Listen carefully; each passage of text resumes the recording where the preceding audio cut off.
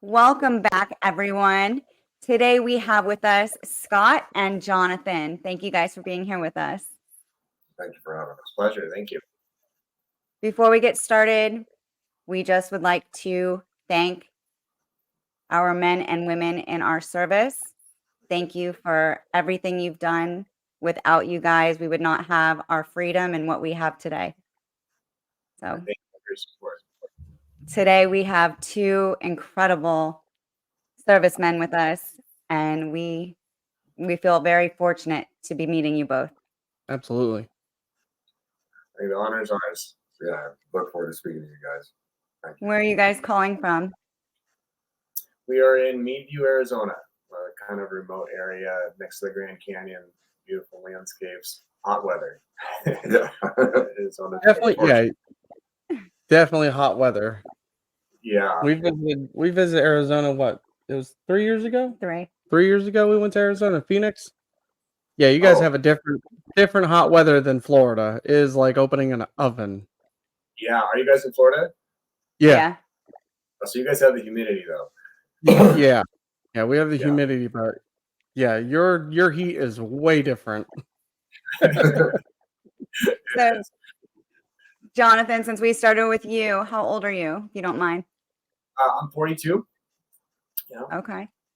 You born and raised out there? So I was born and raised in California, Southern California, and moved out to Arizona. This used to be a vacation spot for us as kids. We'd come out to the lake with our family and do boating and skiing. And coming out of the military, this was just a really tranquil space for me to process and kind of unplug and reconnect with myself in the ways that I needed to. Very nice. Yeah, and it's a home away from home, so I love it. And Scott, where are you from? I'm from the Midwest, from Atchison, Kansas, small town on the northern corner of Kansas, right on the border of the river that goes across to Missouri. I grew up there and then joined the military and found my way out here.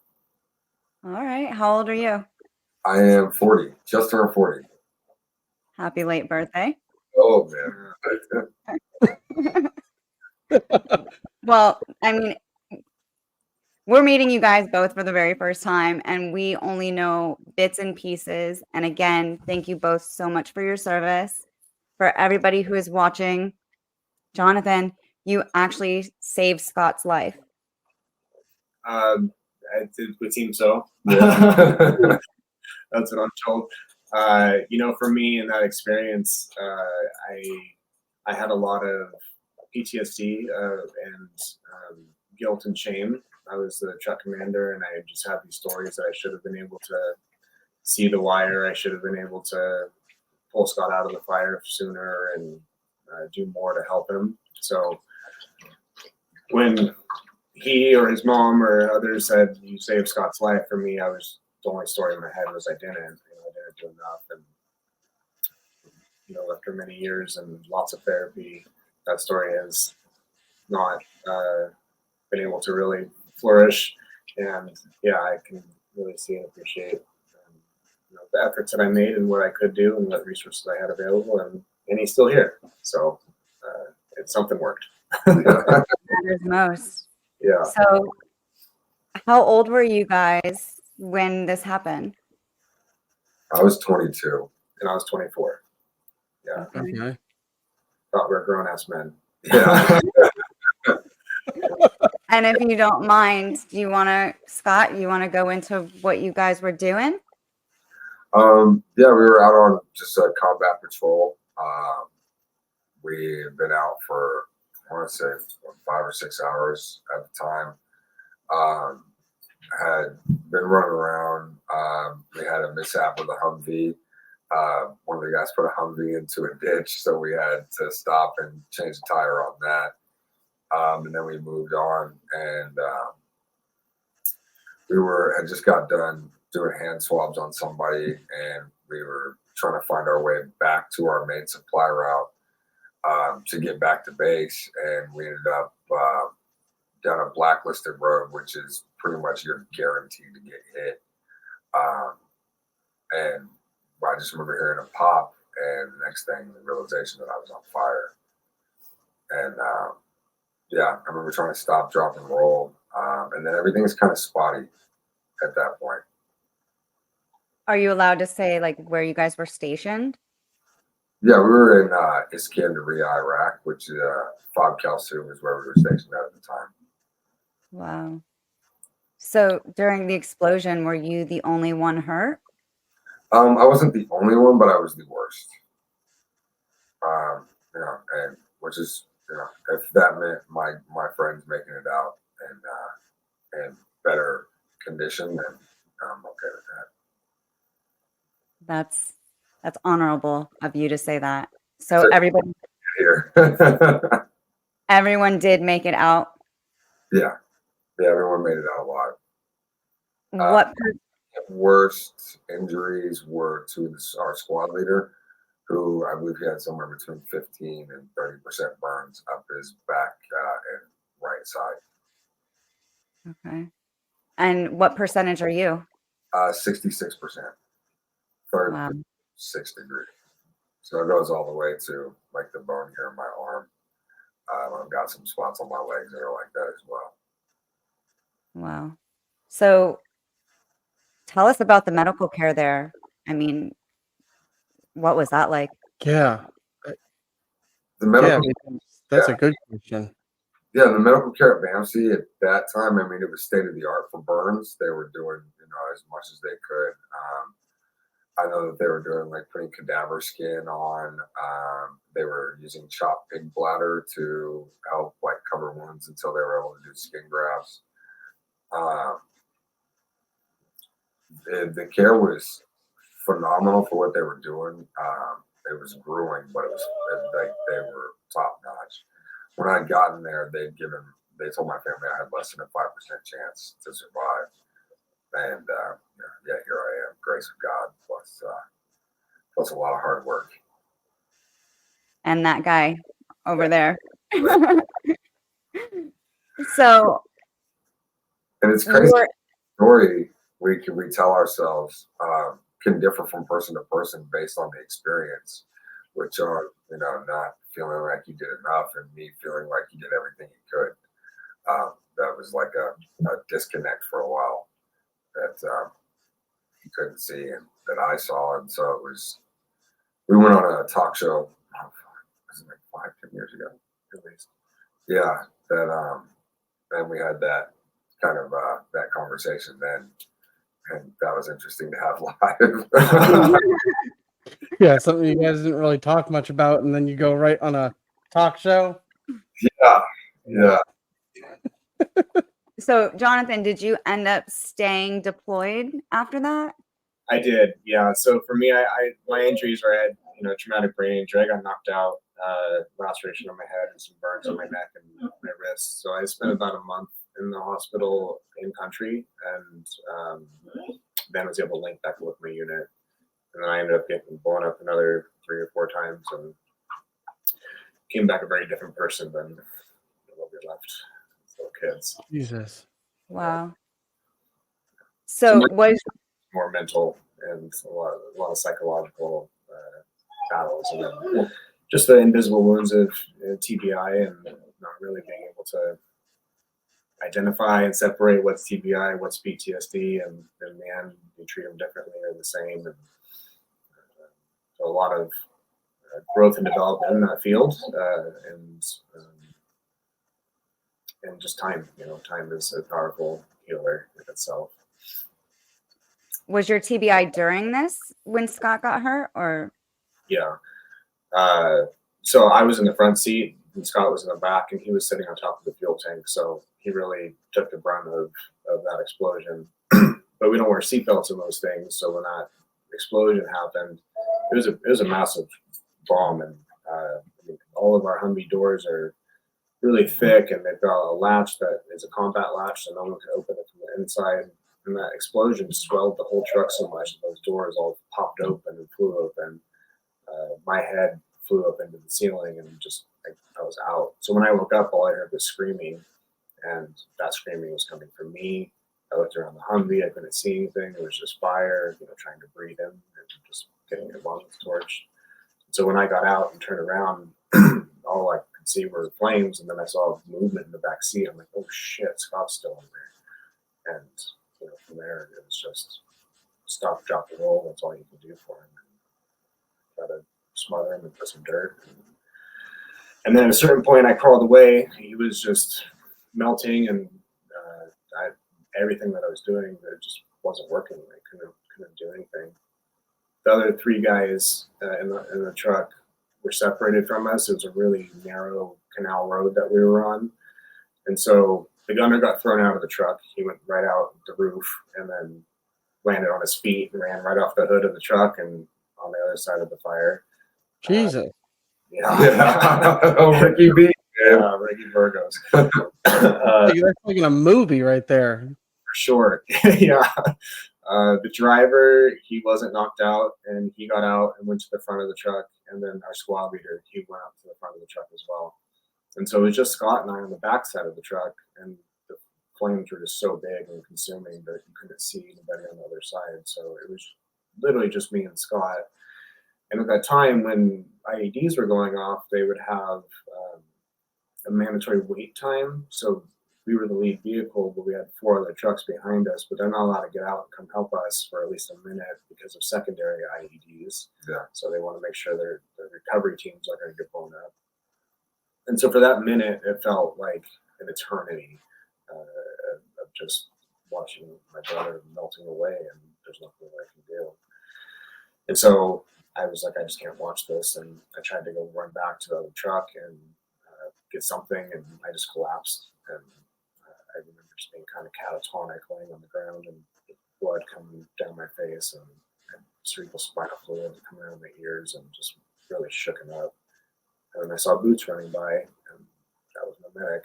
And he had a fire blanket and fire extinguisher, all of which were melting in my truck, so I couldn't get any of our resources out. And that's when we got back in there and got him out smothered, and he had a huge fist-sized laceration through his arm. It's taken off at the shoulder.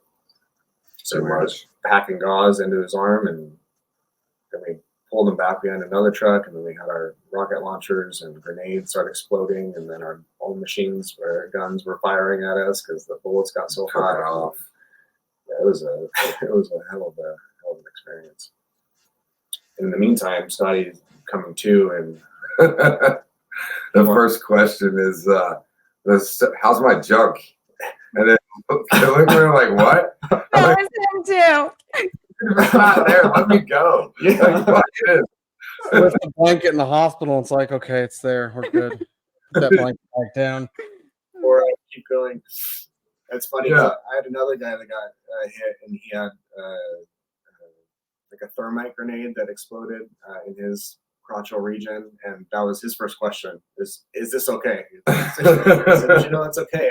It's all right. So we actually had, I forget what doctor told us, but that is like the number one question. male question. If any accident, when a man is out and finally wakes up, the doctor told us, like, hands down, that is the number one question. And I was like, is that okay down there? Are we good?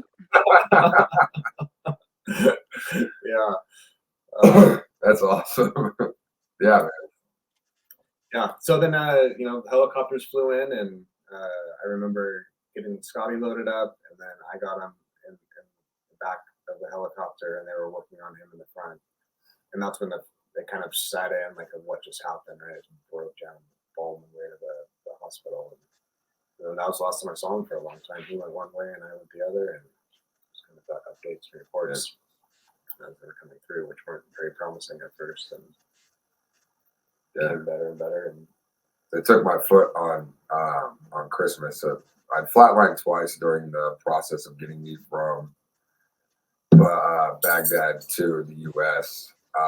And then they got me back, and I was starting to recover, but there was an issue like with infection, and so my left foot had been burned to the top of through the top of the foot, but the bottom wasn't burned.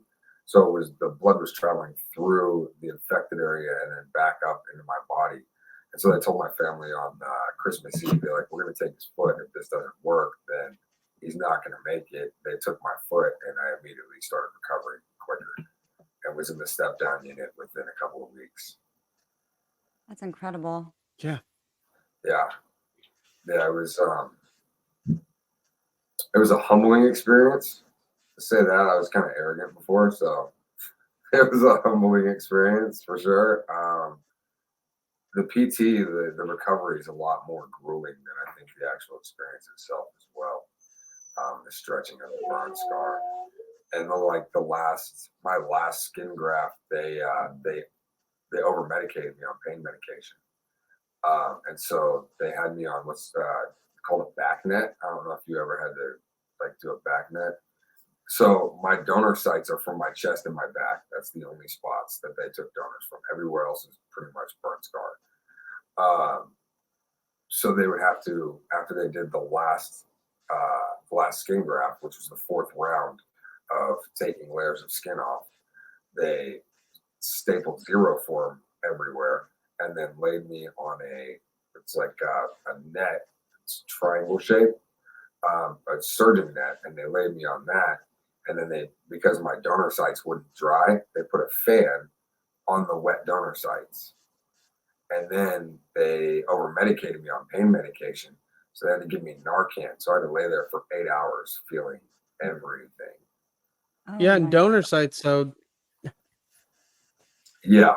donor sites hurt really, really bad, and people don't understand that. I've had a lot of people ask me the same thing because all my donor sites came from my 2 legs, my 2 upper thighs, and my lower back. Yeah. And that's does it hurt? It almost hurt worse than the burns did, like with them healing. It's like really bad road rash. But then I can't imagine them putting a fan on it because as it's drying, it's cracking. Yeah. Like Yeah. every time you move. And then they have to give you Narcan to cancel out any pain medication. It was brutal. I had a can't- nurse want to poke it. I had a nurse that the head nurse of the hospital actually asked me why I didn't just cut my arm off and get a prosthetic. And I was like, Because I like my arm. it's mine. Like, yeah, it's a little retarded, but it still works. It's my strong hand. But Scott, you told me briefly that you are going to go for another major surgery. But how many surgeries have you had this far? I don't even know. Somewhere in the 20s or 30s at least. Okay. Yeah, I've lost track at this moment. At this time, it's been. I think I tried to count the other day, and I think I come up somewhere between 20 and 30. Have you done any laser? No, that's what I'm actually getting ready to do. Yeah, I'm gonna do some laser on the face, and then I've got a scar band around my mouth that they're gonna release. So it's like right here. I am going to tell you, I'm not going to sugarcoat it. It does hurt very bad. Yeah. Laser is no joke. I mean, if you've ever watched tattoo removal, it's like tit, tit, tit, tit, tit, tit, tit, tit. Well, the laser they use for scarring, it sounds like a taser. It's extremely loud. It hurts, but it is absolutely remarkable what like 3 sessions will do. Really. So as you can, I don't know if you can see. Yeah. So that was like I couldn't when I got out of the hospital. Well, stretch to the side. Yeah. That's how you can. Yeah, I mean, Yeah, that's a deep band. He did have one release. Oh, you're on the other side. yeah. But you can see Looking at the he camera. had one release right here, Yeah. and then it just grew back just as tight. But Really. when I got out of the hospital, I could barely tilt my head, and I couldn't move my neck this way. Like it was like right there, and that was it. And they did a release cut, and it was like, oh my god, it's so great. And then within a month, it just healed right back, and it was pointless. And I was like, damn it. So they said, hey, you should try laser. It's really good. So we actually went down to the woman who pretty much started laser on burn patients. Really. And she was no joke. She does like 3 different lasers each session. And by like the 3rd to 4th session, I was like, this is absolutely my skin was softer. I mean, this is still very tight, Yeah. but nowhere near what it was. And my scars, I don't know how yours are, but they keloided so bad. Like they rose really high. Yeah. And that laser flattens them out. I Okay. mean, nothing. I mean, mine. We can see you on the screen, but you guys are still just a little grainy. So it's Yeah, it's like oh wait, there it is. That's all burn scars, and they didn't really the spots where they wrapped down really tight with like the bandaging. Yeah. It didn't keloid as much, but like my legs, I've got some spots where it looks like the surgeon net had embedded itself in places, so then it looks like spider webs and stuff, and it's pretty crazy. But that laser, man, I will tell you right now, if you have spots that are very tight, like you said, around your mouth, it's gonna hurt. But after your first session, don't be like, screw this, I'm not going back. Do it. Because in the long run, I've done 7 sessions and then I stopped because I was like, I gotta take a break from all the surgeries. Yeah. But it really does. It works wonders. I definitely suggest it. Yeah, man, I'm looking forward to trying it and seeing how it goes. They're going to do that, and then they're going to clean up my nose as well. They're going to take the cartilage out of my septum to rebuild my nostrils because the cartilage they initially took was from behind my ears, and so over time it's collapsed. So that'll It's be crazy what they can do. yeah. And then like I heard Tiffany had said that you take your lat and put it on your neck, and they're actually my lat. Or they're going to take my lat and put it on my bicep. So They took my whole left side lat muscle out, and that's what they put on my head. how much movement or Nuts. how much movement or use did you lose from that? From the lat muscle, nothing. Really? Yeah, just don't expect to ever do a pull up again or anything like that. Yeah. I can't do a pull up to save my life now. Push ups, I got push ups all day, but Okay. pull up, you can't do anything. It's just like, but when I came out of surgery for that lat muscle, they took it on the left side, and when I woke up, I panicked because I couldn't move my right arm. And I was losing it because I was like, did they take the wrong side out? Oh no. And the doctor was like, no. Your whole right side is going to be like extremely sore for like a day and a half because we laid you on your right side during the whole surgery, which was 12 hours. So everything was locked up and numb. But then, yeah, I couldn't pick up my butt to like move myself on the bed because your because the muscle's gone. muscle's gone. So I literally just laid there and I had to have 2 men pick me up. And then they were like, do you want to sit up? And I was like, yeah, sure, I'll sit up. So they sat me up and she has a picture of it. And they sat me up on the bed and they were like, do you want to stand? I was like, I would love to stand. Well, now I'm sitting there and I was like, this is the most embarrassing moment. And the guy looked at me, he's like, why? And I was like, because I'm in between 2 men, butt naked, while they're holding me up. And he leaned in, and I'll never forget this. He leaned in and he was like, man, just be happy. It's not that embarrassing. He's like, just be happy that you're in the hospital and this isn't prison. And I was like, all right. Yeah, you're right. I was like, I'll take that one. But yeah, they did the lat muscle out, and it was crazy because when they put it on my head, because everything you see was burned to the skull. Yeah. I mean, I had no tissue. So they did the lat muscle, and when I came out of surgery, my head was like this big. That whole muscle, it was just big fat head, and I was so scared because I was like, is my head gonna look like this for the rest of my life? They're like, no, it's a muscle, so if you don't use it, it shrinks down. And within like 6 months, it shrunk down to pretty much this. Wow. And then, I mean, yeah, over the time now, it's a little thinner than it was, but it's crazy what your body will do. That's fascinating. We were curious. So when you took it from your lat, and did it go up your neck and into your head, or just onto your head? How did that work? No, they took the whole lat muscle out of my back. They removed it. They stuck it on my head, and since I don't have this ear, they actually cut the back side of this ear open, and the main blood vessels for the lat muscle they sewed into this side. So all the blood flow went from there to So, here. we'll see if you can see It's it. like a free flap. Okay. Yeah. That's the whole. So the lat runs all up and down. And Wow. then I'll show you a picture of his head.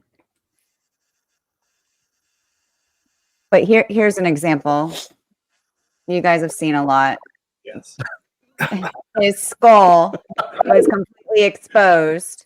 Oh wow. They had to drill holes around his skull, and that's graft on his neck. But I'll show you now with his lat on top. If I can. Yeah, they drilled all those holes to see if my skull would regranulate tissue. And it started to, which is another thing I didn't know your skull will do is grow tissue. Yeah, that's really cool. I had no idea. Yeah, it started to, but they were like, "Oh, it'll take like a year to do, or we can take your lat muscle and put it on your head." And I was like, "Yeah, let's do that. Let's expedite I'm not sit in this hospital for a year. Let's just do that." Yeah. it. Scott, is there a reason why you want to do this? Is it medically necessary? The lat muscle surgery, to try to regain some functionality in the bicep. I lost my muscular subcutaneous nerve, which is the nerve that does supination. So like your left and right movement with your wrist, and I also lost my radial nerve, which does your bicep movement. And so with this surgery, they're hoping to be able to give me some functionality back in the bicep motion. Okay. It's so That's crazy. incredible. Yeah, it's nuts. Yeah, the Yeah. fact they were even talking about that we could do it, I was like, this is insane. Like when I got burned initially, they wanted to fuse my wrist in my left hand because at that moment or at that point in time, it literally was just like this. There's nothing I could do with it. I had downward motion, but I didn't have any motion up. And I was like, no, because I don't know what they're going to come up with in the future. And so I waited. Good idea. 2015, I had a tendon transfer, and so they actually had changed they took some of the tendons from the bottom and tied one of them up in the tendons at the top of my hand, and then tied one into my thumb so I can actually lift and extend now. And so, and just a slow addition of functionality to the hand and the arm. And John was actually out there for that surgery, so that was fun. We're on the way home, and they're like, all right, not move your wrist. Like, do not move your hand. And I'm like, I can lift my wrist. Stop it, Scott. I'm like, I can lift my wrist. Tears started running down my face. I was like, just excited about the change, like something minute like that, but being like so impactful. It's so awesome. It's crazy. All right. So here is how big the lat was. Whoa. Oh, Yeah, that's what I said. Like, oh, shit. yeah. Oh, no. She has another picture where I'm looking in the mirror, and I was so pissed because I was like, I look like a fucking alien. And they're like, it's gonna go down, John. It's gonna go down. And I was like, it better go down. This is bullshit. Oh, So mad. And then yeah, it did. It went down. Yeah. And then the hole developed that's in my skull. okay. Did you see that dent? Yeah. Are they See right there? That develops later? that Yeah, yeah, later? Oh, Welcome to the circus. That's the reaction I get every time. what? Yeah, so that's where the electricity hit my head. And in the hospital, there was a burn mark on the skull, but that was it. And they said, we asked, are they going to do a plate or mesh? And they're like, no, your skull's healthy. Like everything's good. Everything checks out. So we're like, all right. And then they did the lat muscle procedure, and then this shrunk down. And about a year out of the hospital, it was like, hey, my head's pulsing. Oh wow. Oh, that's where Yeah. electricity hit it. And then it bounced around everywhere. So then it was pulsing one day, and I was like, why is my head? Oh, well, it could have been the pulse from the muscle that's on my head. So we Yeah. ended up going to my plastic surgeon. I was like, hey, can you explain what's happening up here with, if I cough, it moves. I was like, what is going on with that? She was like, John, that's a hole in your skull. And I was like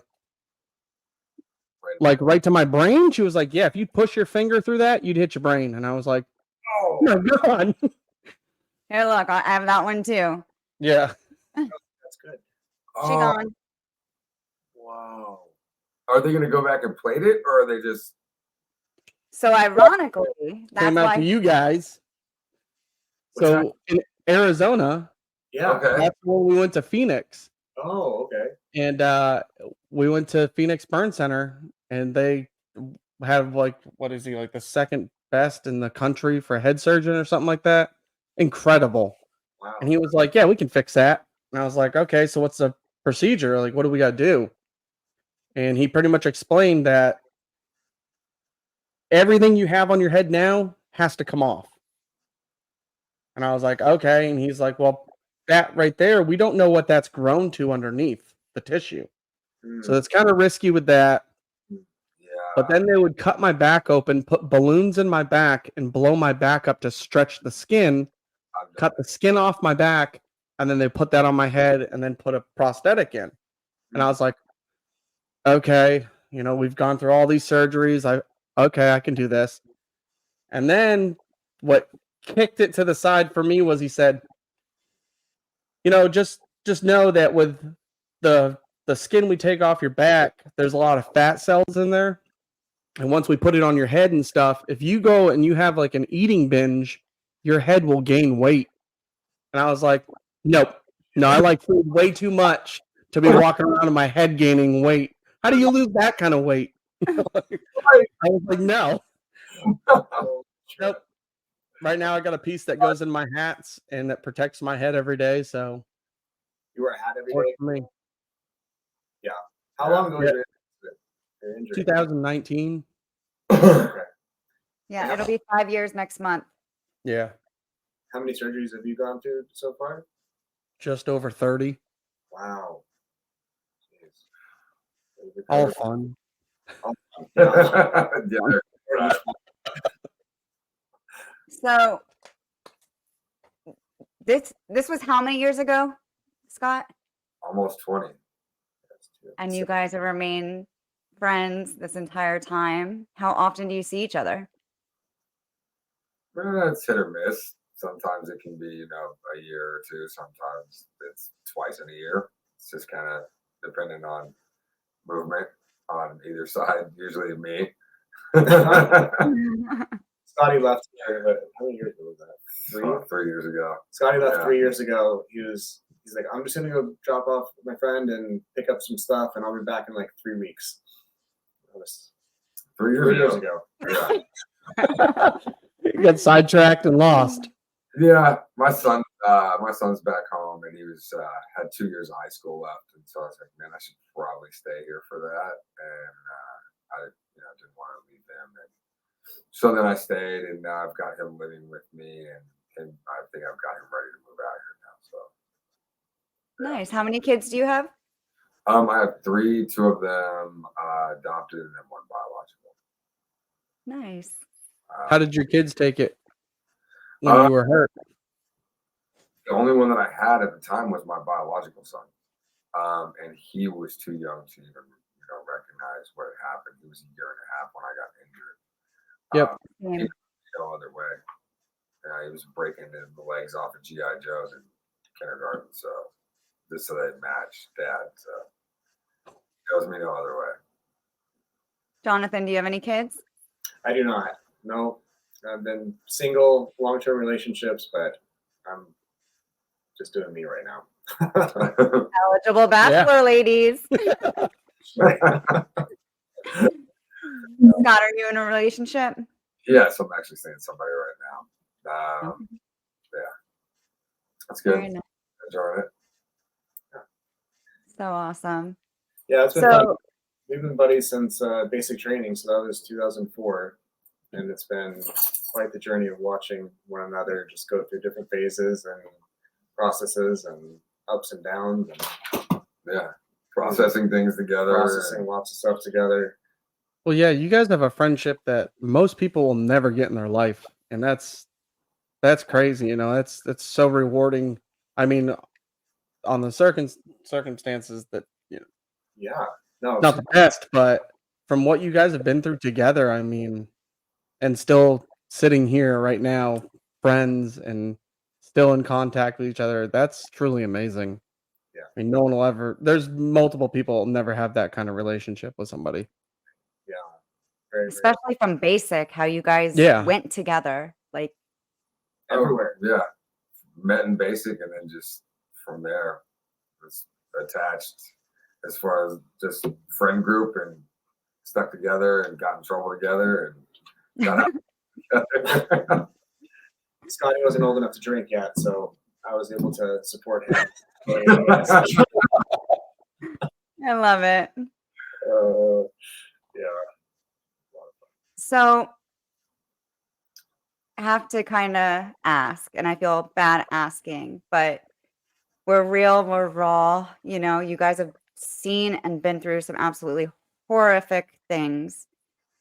Would you guys, like, I don't even know how to really word it. Would you do it again? Would you go back into the service? Yeah. Well, for me, I think part of what's been required to move through a lot of the trauma is accepting what has happened and looking for, the silver lining. And I'm so incredibly grateful for where I'm at now in my life and the man I've become. And I wouldn't have been able to be this without those experiences. The military in itself, there was so much good and so much struggle, and really a hardship.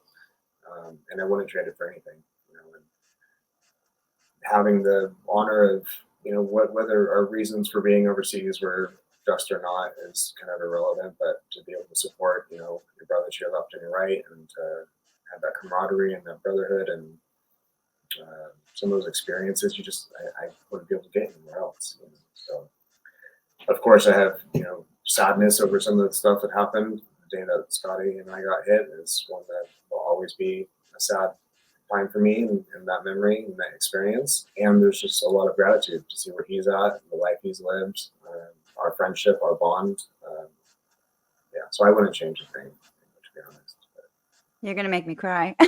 Yeah. It's amazing what you guys. Thank you. Thank you for serving. Like, That was a tough question. it is, and I feel horrible asking it, but I'm sure, people, they probably wanna know. Scott, you It made me a better person, honestly, through my experiences. Excuse me. In a way, I felt like I was kind of built for being a soldier. It's just kind of something that I feel like my family has served generations all the way back to the Revolutionary War. I feel like just kind of innately it was in me. But aside from that, the struggle of the military, it was a challenge, and I like a good challenge. So I really enjoyed it. And then just my experiences of being blown up and what I went through, and the change of who I was and who I thought I was, based on I based a lot of who I thought I was on my physical attributes and then physical appearance, and having that taken away and trying to find out who I was without that was a journey in itself. And it's been interesting, and it's been a struggle at times, but it's also been beautiful as well. So I'm just grateful to even be here. So absolutely. That was a What good about answer. your son? Does your son wanna serve? he talked about it a little bit, and I was like, look, man, if you want to, I support you, but I would do not go combat arms. Don't go combat arms. If you want to go Air Force. Like, I support that. Like, go sit in a chair somewhere. don't be out in the middle. Yeah, have a career you can get into afterwards. Yeah, something that translates to civilian society. The infantry doesn't really translate. There's not a whole lot of jumping out of planes with big guns in civilian society. You guys are truly remarkable. Thank you. Just for you to be able to sit here and smile and, be side by side. I'm gonna cry. So, is there anything else that you want to share? Maybe another veteran going through it, or a burn survivor, or everybody out here is hurting in some way or another.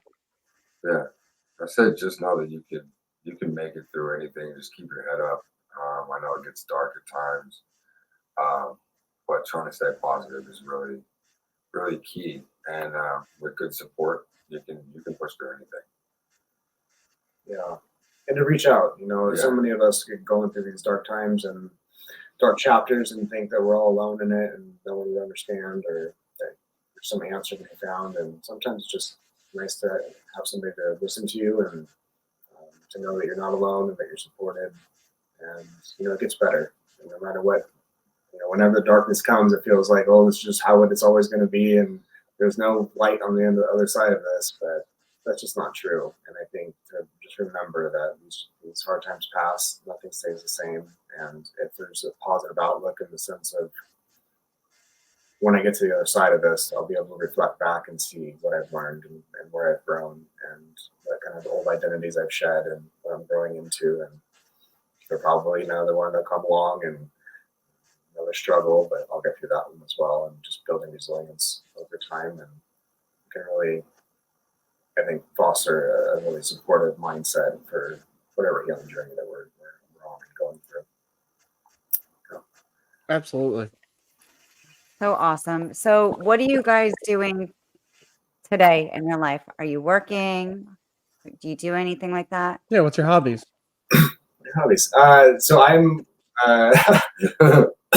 We're out here in the middle of nowhere, and we have just kind of like a ministry of fostering healing for people that come out here. So we have a place called the Love Ranch, and there's a small group of us, and we do all sorts of different modalities, a lot of psychedelic therapy for trauma and all sorts of people, really.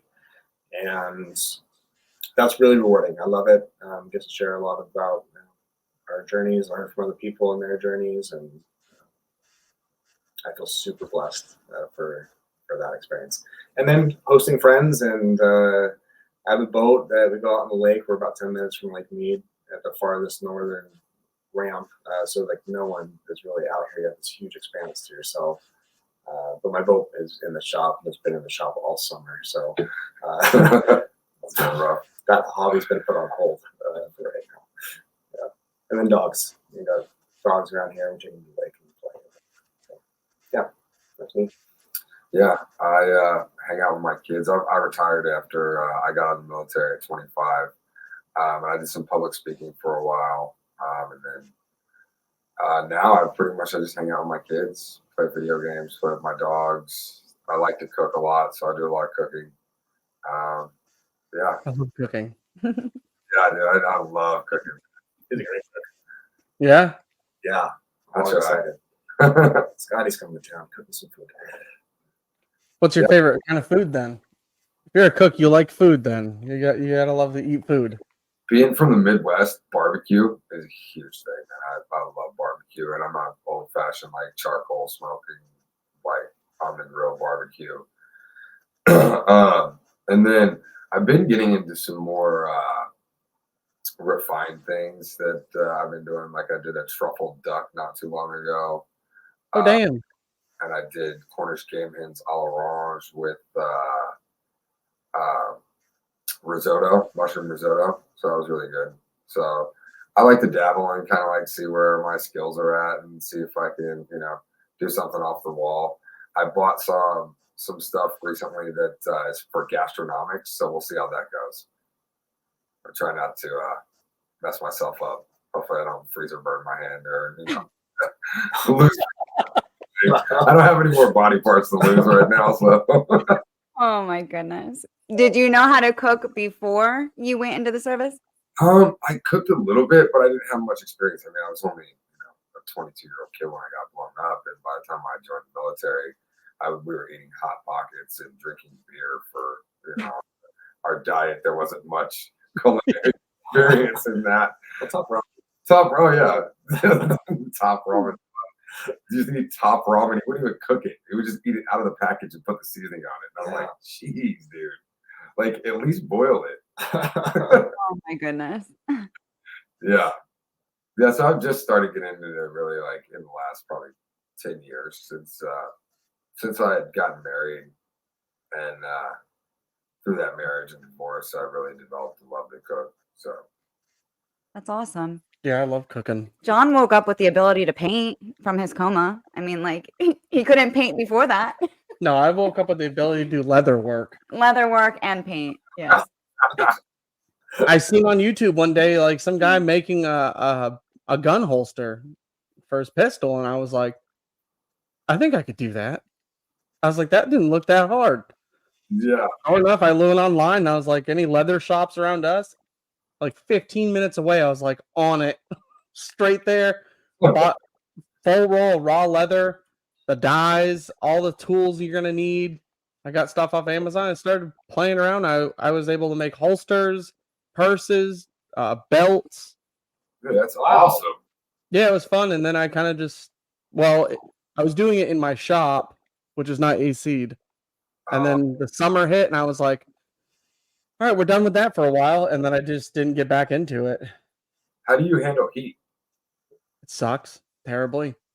Arizona. I was actually going to ask you the same question because you're where the heat. Well, no, Arizona was actually. It felt like a blow dryer in your face. Yeah, but 24/7. for me, with all the sky. You wake up at 5 a.m. and it's hot as shit. Yeah, you we'll go to give you bed at guys 9 that. p.m. It's hot as shit. Florida, you wake up and it's like 70 degrees in the morning. You're like, oh, it's going to be a beautiful day. And then by noon, It's you're like, 100. what is happening? Fucking, it's so hot outside. But Arizona, yeah, it doesn't matter what time of day it is. It'll be 4 in the morning. It's 95 degrees. No, you're But I lying. felt like Arizona was almost easier to deal with the heat than here in Florida. I don't know if it's because the humidity is so bad. Yeah, the humidity. I feel like I struggle with the humidity more because, like out here, it's 105 degrees, but if you sit in the shade, it feels about 10 degrees, maybe 5-10 degrees cooler. Yeah. And then John had added some mister, so that really helps as well. But I feel like you can mitigate the dry heat, whereas with I live in the Midwest, so it's humid, and you walk outside and you're immediately sticky. Like, Yeah. the way that my body retains heat, it's almost like being wrapped. The way I try to describe it is like it's being wrapped in like multiple layers of saran wrap, and to where your skin doesn't breathe and you can't sweat, and it retains heat. And Yeah. after I start to get hot, I come inside and I can be inside for 30 minutes, an hour, and touch my skin, and it's still hot to the touch because it's still retaining heat. It doesn't let that heat evaporate. Right out of the hospital. I was just going to say. Right out of the hospital since, I worked outside 14, 15 hours a day. And then you're in the hospital, stuck in the hospital. So when I was released home, I was like, I'm going outside and I'm going to clean up the backyard. I'm going to do something because I need to get out of the house. I lasted like an hour and a half and got heat stroke and had to be rushed to the emergency room. Oh, They're like, yeah, because your body, the heat rises through your head and stuff, and with all the scars, and then your whole head being scarred, they're like, you don't release heat like you used to. So yeah. you're going to overheat a lot faster, and that was really hard to get used to. Now it's not so bad. We can go out and have decent time. Yeah, that getting hard to it sucks at first too because you're like, I want to go do stuff, but your body just can't. It won't let you. Yeah. I tried to walk 6 miles across the desert to get from my house to his house, and I had Camelback. It felt like it was all right outside. I'm like, okay, this isn't bad. I can do this. I got like 3 miles in, had to call an ambulance. Like, I didn't know about this, by the way. Yeah, I got him. It was a long time ago. it was a long time ago. There's a lot going on. Do your scars get tight? Oh, most of them no, because when they did the stretching, like I did a lot of skin stretching to do it. Like they had me on like an A table to where I was like at like pinned out like a cross, and then they would come in and they would stretch as far as like doing flexion stretching. And then when I wasn't in that, I was strapped down to where I was flat for like the first 2.5 months. Jesus. So it allowed a lot of the skin to heal and full extension, but it was gaining flexion at that point. And because they're like, we want to make sure you have extension, we can gain flexion later. And that's exactly what we did. And the stretching process for that was grueling. I think that was the worst part, was the stretching of the skins, especially getting down into the hands. The hands, super small joints, and doing each finger one at a time was pretty painful. Yeah, we made friends, you know about that, in the hospital. You become family with everybody who's also there, and yeah, cheering each other on in physical therapy. And we've seen really bad head to toe burns. I mean, some really horrible things, Yeah, we've and heard the screams and everything. Yeah. yeah, and the ICU was probably the worst that we've seen some of them. Yeah, but physical therapy, Physical we would therapy. hear everything. Yeah. Yeah, because you're there stretching and you're in pain, and yeah, people are sitting there crying, and it was rough, but you're all there for each other. Yeah. That was a good thing. You know, you each pushed each other to keep going. Yeah. And where I was at, being in the military hospital, it's all military guys too, so you have that background in common. So you got military guys that are pushing each other as well. So I made friends in there, enjoyed it. I can't say I enjoyed it, no, but like I enjoyed the friendships that I made. Like Bobby Henline, he's awesome, man. I haven't spoken to him in some years, but Bobby's really great, dude. Awesome guy. Yeah, and then Bobby Earring and Shiloh Harris, there are a couple of guys that I was also there with too. So it was nice to have that motivation. Then we have guys that were a little bit more further along in their recovery that maybe weren't in the hospital anymore, and they would come in to check on the guys that were just getting there. So it was kind of like this brotherhood of the burn soldiers. You know what I mean? So was Bobby in the hospital when you were in the hospital? Bobby came into the hospital a couple of months after I did. Okay. Bobby got maybe a month after I did. He was injured not too long after I was. I remember seeing him come in. I was like, oh, shit. It's like, it puts in perspective your journey and like where you're at. I was like, dude, I got burned pretty bad, like body-wise, but Bobby's whole face. I was like, dude, that's crazy. You know what I mean? Bobby has such a good sense of humor, man. And that's what got. So she started talking to him when I was in the hospital, and I had no clue because you're in and out, and you don't even know half the time what's happening. Yeah. But then she ended up showing me Bobby on Instagram, and I was like, oh my God, like, he has a bunch of scars. And to watch him, how he presented himself, how he has a sense of humor.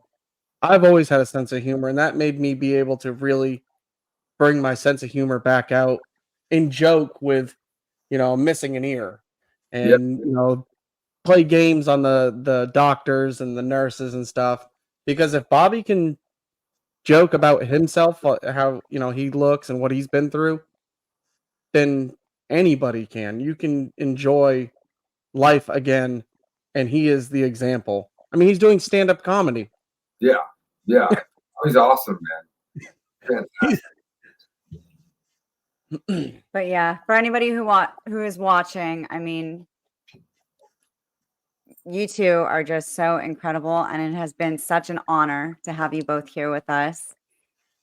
We can't thank you enough. Thank you, guys. This has been great. It's been fantastic. Fun to share our story, get to be with each other in this capacity. It's so great to meet you guys. It's awesome. Absolutely. And if you guys ever make your way down to South Florida, please let me know. Let us know, because you have two friends down here who would love to get together. Yeah. We'll eat all kinds of food. There's all kinds of good food around here. I love food, man. Hell yeah. All right, guys. You two continue to take care of each other. You got it. Yeah. Yes, ma'am. You guys are extremely fortunate to have each other. Yes. Definitely agree. Truly a bond that cannot be broken, obviously. No, we tried. And Scott, no more hiking, please. Please, God. That, especially in the desert. Yeah. Yeah, no. No more desert runs for you, okay? I like to push myself to the limit. You know, it's part of my personality, I guess. Yeah. You got to know your limit, though. You don't find it until you push yourself there. Yeah. True. And then we're at the ER at 3 a.m. No, Thank thank you. Exactly. Yeah. Could happen. All right, guys, we can be bad influences another time. All right. Guys, take care. You guys take care. Thank you so much. Go. So great meeting you. Wonderful to meet you guys as well.